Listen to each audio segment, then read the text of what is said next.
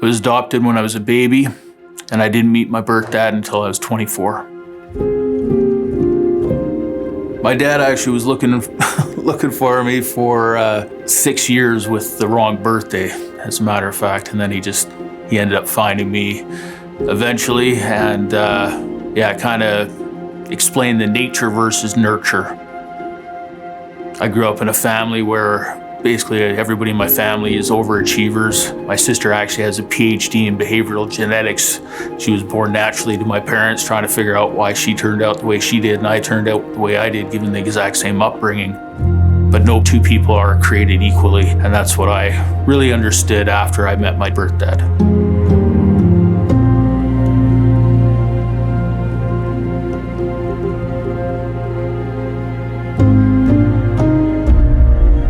My dad completed suicide when I was 31, and I realized that, my grandma had major depressive disorder, my uncle has bipolar, and it was after I started learning about all of that I really realized that I had more challenges than I guess I knew about.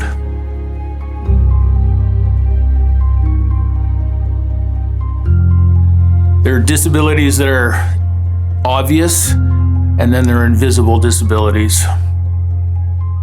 I live with ADHD, learning disabilities, anxiety, depression, sleep disorder, and I also have some chronic pain as well. You can look at somebody and they look perfectly fine and normal and okay, but you don't know what's going on inside their head or their bodies. A lot of people have a lot of challenges when it comes to school or work, and people's give you advice like just try harder or just get out more or do one more thing at a time. And you can say that all you want, but unless you're actually living in that person's mind, it's kind of irrelevant. I spent 2.5 years doing cognitive behavioral therapy on a weekly basis, also tried medication, and just felt like there was something missing.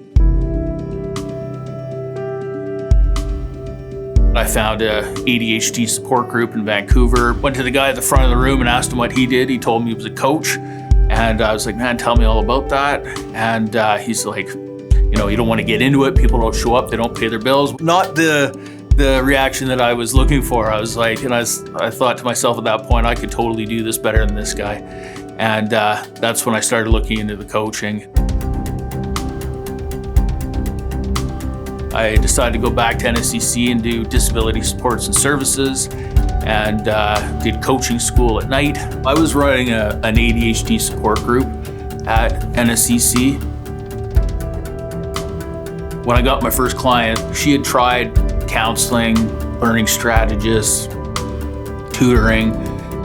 She didn't want any of those. She demanded an ADHD coach. I said, well, give him a shot.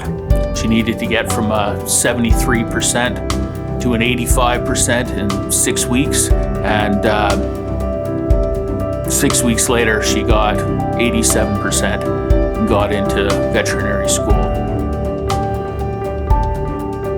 But that's when my coaching practice really took off, and I just went to student services and I just said, give me all your frustrated, really struggling students. I said I could take about 10 a week. I said if I just stick with these guys and provide them that ongoing support, they would be able to pull it off. So by the end of that year, most of them were shooting in the high 70s to mid 80s, winning scholarships and awards. Gave me a sense of pride. Like I could see it in them.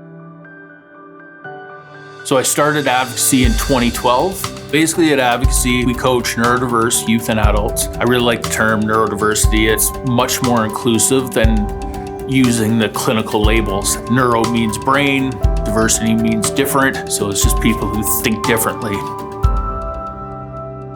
My main purpose and passion for this is helping other individuals who have challenges in their lives realize that doesn't have to be an anchor to hold you back. You can get support, there is hope, and we've been there too.